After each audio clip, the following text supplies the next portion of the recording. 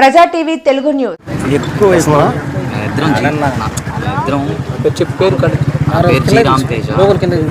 తన పేరు వి సాయి దీపిక. మేమిద్దరం గూడూరు నారాయణ ఇంజనీరింగ్ కాలేజ్లో 4th ఇయర్ ట్రిపుల్ చదువుకుంటున్నాం. మేమిద్దరం 3 years నుంచి లవ్ చేసుకుంటున్నాం. వాళ్ళ ఇంట్లో మా లవ్ విషయం తెలిసిపోయినందువల్ల తన్ని కాలేజ్కి రానికుండా ఫోన్ అయితే తీసేసుకుంటుంటే తను వాళ్ళ ఇంట్లో ఏదో ఒకరోజు ఎగ్జామ్ ఉంది వెళ్ళి రాసేసి వస్తానని చెప్పి నా దగ్గరకు వచ్చి జరిగిన విషయం చెప్పగానే మేమిద్దరం వెళ్ళిపోయి పెళ్లి చేసుకొని పోలీసు వాళ్ళ దగ్గరకు వచ్చి బైండ్ ఓవర్ అవ్వడానికి వచ్చాం. ఇంకా వీళ్ళ ఫ్యామిలీ మెంబర్స్ నుంచి థ్రెడ్ ఉంది. మొన్న రీసెంట్గా మేము బైండ్ ఓవర్ అవ్వడానికి వచ్చినప్పుడు వీళ్ళ ఫ్యామిలీ మెంబర్స్ మన గూడూరు పాత బస్ స్టాండ్లో మమ్మల్ని అరుముకున్నారు, వెంటపడ్డారు. మేము మాది క్యాస్ట్ ఎస్సీ క్యాస్ట్, వీళ్ళు వచ్చి నాయుళ్ళు. ఇంటర్ క్యాస్ట్ మ్యారేజ్ చేసుకున్నామని చెప్పి తన్ని మా మామయ్య వాళ్ళ ఇంటికి మేము వచ్చాక పిలిపిస్తే తన కౌన్సిలింగ్ ఇప్పిస్తే వాళ్ళ ఇంట్లో వాళ్ళు తనని పట్టుకొని కొట్టి తన దగ్గర ఉన్న గోల్డ్ చైన్ అవన్నీ లాక్కొని వెళ్ళేటప్పుడు తనకి మెడ దగ్గర ఇక్కడ డొక్కల్లో అంతా కొట్టారు. అవి అంతా స్వెల్లింగ్స్ ఉన్నాయి. మేము మెడికల్ రిపోర్ట్ అది ఇంట్లో ఉంది, అది తర్వాత అయినా సబ్మిట్ చేస్తాం.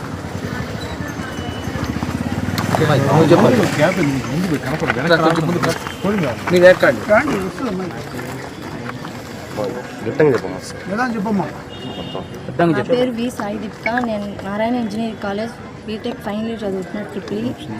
నేను తను 3 years నుంచి లవ్ చేసుకుంటున్నాం. ఇలా మా ఇంట్లో తెలిసిపోయింది. అప్పుడు ఫోను కాలేజ్కి వద్దని చెప్పారు. అప్పుడు ఏం చేయాలో తెలియక నేను వాళ్ళ ఇంటికి వెళ్ళి ఇలా జరిగిన సిచ్యువేషన్ చెప్పాను. అప్పుడు మేము వెళ్ళి ఒక శివాలయంలో పెళ్లి చేసుకున్నాము. అది జరిగిన పక్క రోజు మా ఇంట్లో వాళ్ళకి చెప్పాము. వాళ్ళ ఇంట్లో వెళ్ళిపోయేటప్పుడు మా ఇంట్లో వాళ్ళకి కానీ వాళ్ళ ఇంట్లో వాళ్ళకి ఎవరి ప్రెషర్ లేదు, కానీ వెళ్ళిపోయేటప్పుడు చెప్పాము ఇలా వెళ్ళిపోయాము పెళ్లి చేసుకున్నామని. వాళ్ళు ఇంకేం మాట్లాడలేదు. ఇంకా పక్క రోజు పెంచులయ్య అనే అంకుల్ వాళ్ళ ఇంటికి వెళ్ళి ఒక డిస్కషన్ జరిగింది. అప్పుడు వాళ్ళన్నీ మాట్లాడి గొడవ చేసి ఇంకా చెయ్యిను ఫోన్ అన్నీ తీసుకున్నారు. అప్పుడు కొట్టారు. ఇంకా లాస్ట్లో వచ్చి మీకు మాకు సంబంధం లేదని చెప్పారు. అప్పుడు మేము ఇక్కడికి రావడానికి వస్తున్నప్పుడు మా ఇంట్లో వాళ్ళు మా ఇద్దరిని తరుముకున్నారు. అప్పుడు పరిగెత్తి అలా ఇలా ఎస్కేప్ అయిపోయాము. ప్రాణరక్షణ కోసం ఇక్కడికి వచ్చాము. నాకు మా భర్తకి కొంచెం హెల్ప్ చేస్తారని. అంటే అబ్బాయి ఎస్సీ, మాది ఓసీ, క్యాస్ట్ ఫీలింగ్ ఎక్కువ మా ఇంట్లో. దానివల్ల మీరు ఏమైనా ప్రొటెక్షన్ ఇస్తారని వచ్చాము. మా ఇంట్లో వాళ్ళు, మా ఫ్యామిలీ. పోలీసు వాళ్ళు రక్షణ కల్పిస్తారని ఇక్కడికి వచ్చాము.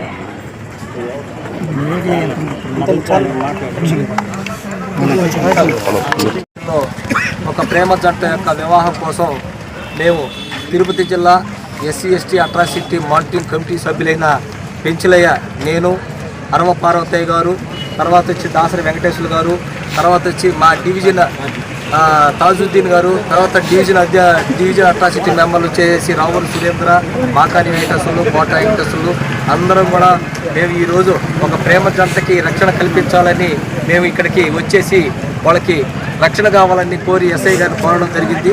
ఖచ్చితంగా వారు రక్షణ కల్పిస్తాము, మేజర్లు కాబట్టి ఇద్దరు అనే లెక్కతో వారు చెప్పారు.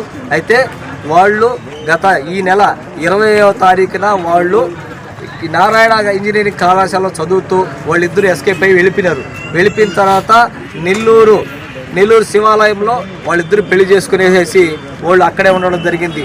తర్వాత 21వ తారీఖున నారాయణ కాలేజీ వాళ్ళు ప్రిన్సిపాల్ వాళ్ళు వచ్చేసి అబ్బాయి యొక్క తల్లిదండ్రులకి, అయ్యా మీ అమ్మాయి పలానా అబ్బాయి కనబడడం లేదు, ఎక్కడ పోయినారు, మీరు ఒకసారి తీసుకురావాల్సింది అని లేక చెప్పడం వల్ల ఈ తల్లిదండ్రులు పోయేసి నెల్లూరు అంతా ఎత్తుకేసి వేరే దగ్గర ఉంటే వాళ్ళు తీసుకురావడం జరిగింది.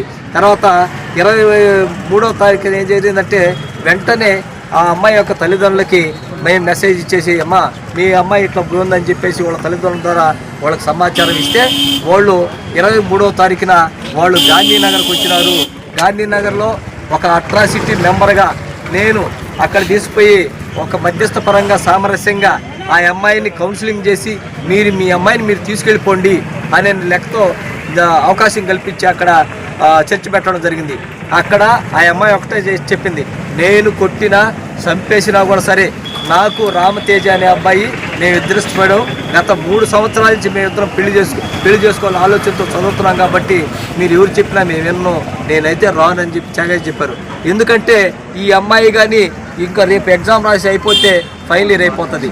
వెంటనే వాళ్ళ బంధువు మేనమామ కొడుక్కి పెళ్లి చేయాలి వాళ్ళకిచ్చి అనే ఆలోచనతో ఆ అమ్మాయి తల్లిదండ్రుల వల్ల ఆ అమ్మాయి వెంటనే కలమేలుకొని ఎగ్జామ్స్ ఉన్నా కూడా సరే ఈరోజు మిస్ అయితే నేను కానీ మళ్ళీ మా వాళ్ళు మా అబ్బాయి మా బంధువులు చేస్తారనే ఒక లెక్కతో ఆ అమ్మాయి ఏం చేసింది 20వ తారీఖు వెళ్ళిపోయింది. కాబట్టి వాళ్ళని పిలిపించి గాంధీనగర్లో వాళ్ళని సామరస్యంగా మాట్లాడమని చెప్తే వాళ్ళు 1 గంట దాకా ఆ అమ్మాయితో చర్చలు జరిపారు. అయితే ఆ చర్చలో ఆ అమ్మాయి తెగ చెప్పింది, నేను చచ్చిపోయినా చచ్చిపోతా కానీ నేనైతే రాను, ఆ అబ్బాయిని వదిలి రాను. అయితే అప్పుడు వాళ్ళు ఏం చేశారంటే పూర్తిగా ఆ అమ్మాయిని చంపే ప్రయత్నం చేశారు. జుట్టు మెలేసి మొత్తం అందరూ పైన పడేసి వాళ్ళ ఇష్టం ప్రకారం వాళ్ళు కొట్టి మొత్తం గాయపరచడం జరిగింది. మేమందరం ఒకటే చెప్పాం, మీరు మాట్లాడుకుని సామరస్యంగా తీసుకుపోవాలి, అంతేగాని మీరు ఆ అమ్మాయిని ఇబ్బంది పెట్టి కొట్టి చంపేస్తారంటే అది కరెక్ట్ కాదని చెప్పేసి నేను వాళ్ళందరినీ కూడా సర్దు చెప్పేసి వాళ్ళ పంపించడం జరిగింది. అప్పుడు ఆ అమ్మాయి వాళ్ళ యొక్క పేరెంట్స్ వాళ్ళందరూ ఏం చేశారంటే ఆ అమ్మాయి దగ్గర ఉన్నటువంటి నగలు చైను గీను అంతా ఉంగరాలతో కూడా మొత్తం తీసుకునేసి ఇంక నువ్వు చచ్చిపోయినావు, నువ్వు మాకు అవసరం లేదని లెక్కతో వెళ్ళిపోయినారు. వెళ్ళిపోయిన తర్వాత ఇదంతా ఎందుకు జరిగిందంటే అప్పుడే అడిగారు అక్కడే మధ్యస్థంలోనే, నువ్వు ఒక తక్కువ కులస్తుడిని ఒక మాది కులస్తుడిని నువ్వు ప్రేమించావు, ఇంక నిన్ను మేము ఎట్లా తీసుకుపోయాము, నువ్వు తక్కువ ఓడితో చేసుకున్నావు కాబట్టి ఖచ్చితంగా మిమ్మల్ని ఎప్పుడైనా మేము చంపేస్తామని లెక్కతో వాళ్ళు కూడా అక్కడ మాట్లాడడం జరిగింది. నేను వాళ్ళందరినీ సర్దిద్ది చంపేసి వాళ్ళు పంపించడం జరిగింది. అయితే వాళ్ళు వెళ్ళేసి మళ్ళా వీళ్ళ మీద శ్రీకాళహస్తి రూరల్ పోలీస్ స్టేషన్లో మా అమ్మాయి మిస్సింగ్ అయ్యింది, మా అమ్మాయిని కిడ్నాప్ చేశారనే లెక్కతో వాళ్ళు మళ్ళా ఈ యొక్క అబ్బాయి యొక్క రామతేజ యొక్క తల్లిదండ్రుల మీద కేసు పెట్టడం జరిగింది. ఆ కేసు పెట్టిన తర్వాత పోలీసులు దాదాపు 2-3 రోజుల నుంచి గూడూరు మొత్తం నియోజకవర్గం మొత్తం టౌను గాంధీనగర్ ఆఖరాకి మా ఇంటికి కూడా వచ్చారు. ఎందుకంటే నేను పెద్ద మనిషిగా మాట్లాడాను కాబట్టి గాంధీనగర్ కూడా వచ్చేసి మమ్మల్ని కూడా విచారించడం జరిగింది. కాబట్టి పాత బస్టాండ్లో కూడా ఆ రోజు ఏం జరిగింది, పట్టుకునే ప్రయత్నం చేస్తే వాళ్ళు చేతులు కొట్టుకుని వెళ్ళిపోయినారు వాళ్ళ తల్లిదండ్రులు వాళ్ళు. కాబట్టి ఈ విధంగా జరుగుతుంది. కాబట్టి ఇది కేవలం ఒక ఎస్సీ కులస్తుడి ఒక దళితుడిని పెళ్లి చేసుకొని ఇష్టపడి పెళ్లి చేసుకుంటున్నారు కాబట్టి ఈ యొక్క రాబోయే రోజుల్లో ఒక ఇబ్బంది కలిగించే ప్రయత్నం జరుగుతుంది.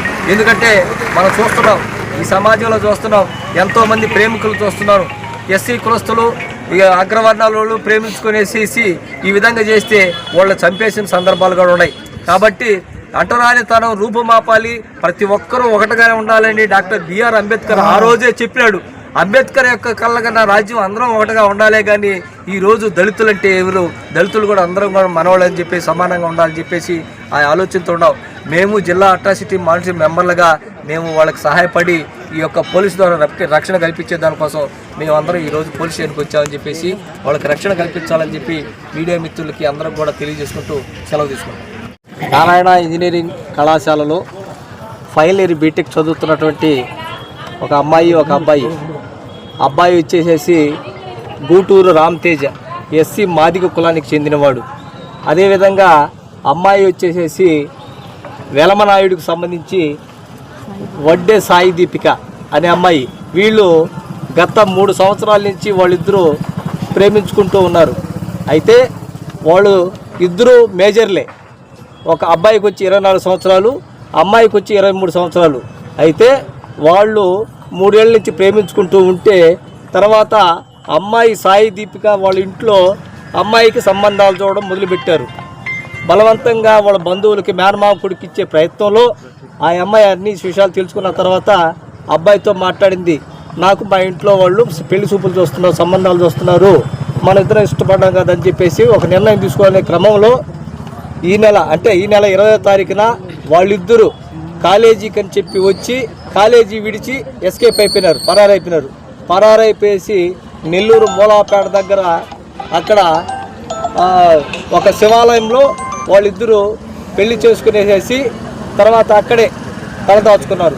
అయితే ఆ విషయము కళాశాల ప్రిన్సిపాల్ తెలిసే తలకి కళాశాల ప్రిన్సిపాల్ ఏం చేశారంటే వాళ్ళ తల్లిదండ్రులకు చెప్పారు, మీ అబ్బాయి పలానా అమ్మాయి కనబడడం లేదు, మీరు ఎక్కడైనా సరే మా కాలేజీకి చెడ్డ పేరు వస్తుంది, మీరు రావాలని చెప్పేసి తీసుకురావాలని చెప్పినప్పుడు వాళ్ళు తంటాలు ఎక్కడో పడి నెల్లూరు అంతా తిరిగేసి సాయంత్రానికి అమ్మాయిని అబ్బాయిని తీసుకొచ్చేసారు.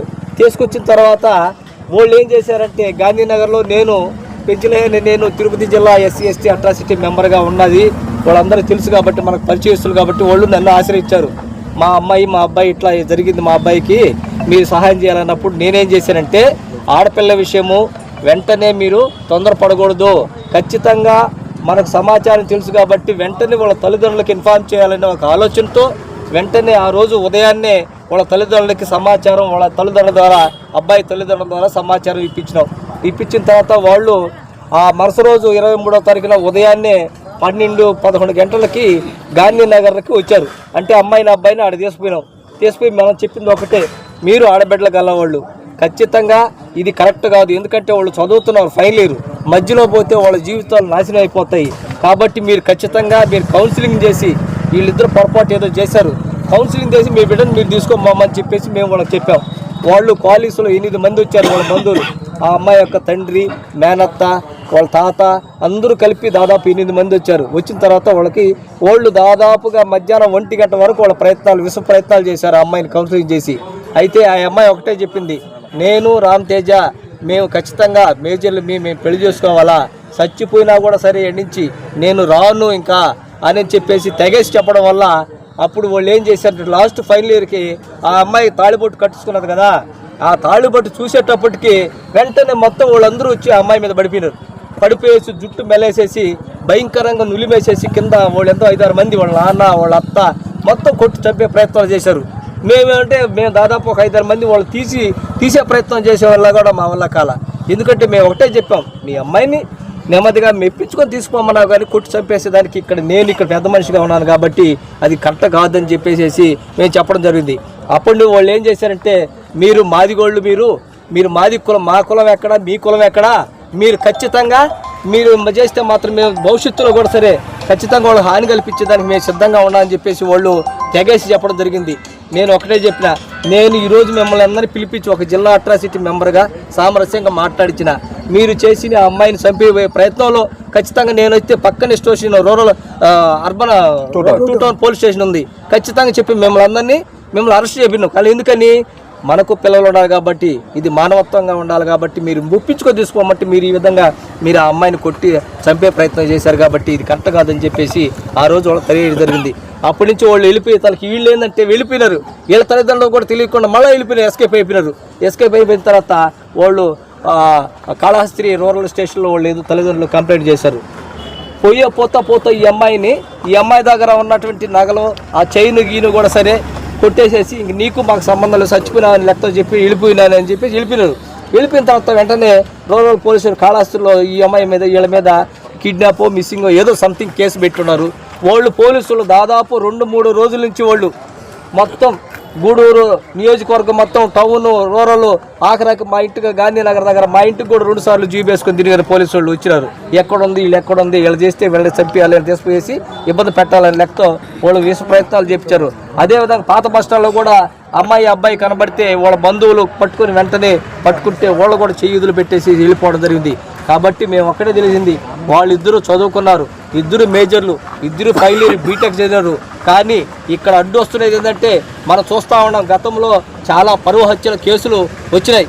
అంటే ఈ కులాంతర వివాహాలు చేసుకోవడం వల్ల చాలామంది కూడా ఈ యొక్క హత్యలు చేయడం జరిగింది. కాబట్టి ముందు జాగ్రత్తగా మేము అందరం కూడా సరే ఈ విషయాన్ని కూడా సరే మా జిల్లా మానిటరింగ్ అట్రాసిటీ మెంబరు పార్వతయ్య గారిని, దాసరి వెంకటేశ్వర్లు గారిని, మన తాజుద్దీన్ బాయ్ గారిని, తర్వాత గూడూరు డివిజన్లో ఉన్నటువంటి అట్రాసిటీ మెంబర్ సురేందర్ని, వెంకటేశ్వర్ని, మాకాని వెంకటేశ్వర గారి అందరం కూడా సరే అట్రాసిటీ మెంబర్లు అందరం మాట్లాడుకొని ఖచ్చితంగా వాళ్ళకి రక్షణ కల్పించాలి, పోలీసుల ద్వారా వాళ్ళని కల్పించాలని చెప్పి ఒక ఆలోచనతో వాళ్ళు మేజర్లు కాబట్టి భవిష్యత్తులో కూడా వాళ్ళకి థ్రెఫ్ట్ జరగకుండా, వాళ్ళకి హాని జరగకుండా వాళ్ళ ప్రాణానికి రక్షణ కల్పించి వాళ్ళని నిలబెట్టాలి. కాబట్టి మేమందరం కూడా ఈరోజు పోలీస్ స్టేషన్లో మేము డిఎస్పీ దగ్గర హాజరుపరచాలని చూసాము.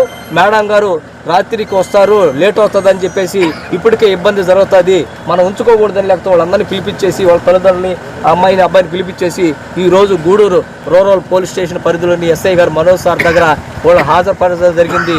కాబట్టి ఖచ్చితంగా భవిష్యత్తులో వాళ్ళు ఏం జరిగినా పూర్తి బాధ్యతలు అమ్మాయి యొక్క తల్లిదండ్రులు బంధువర్గాలే ఉంటాయి.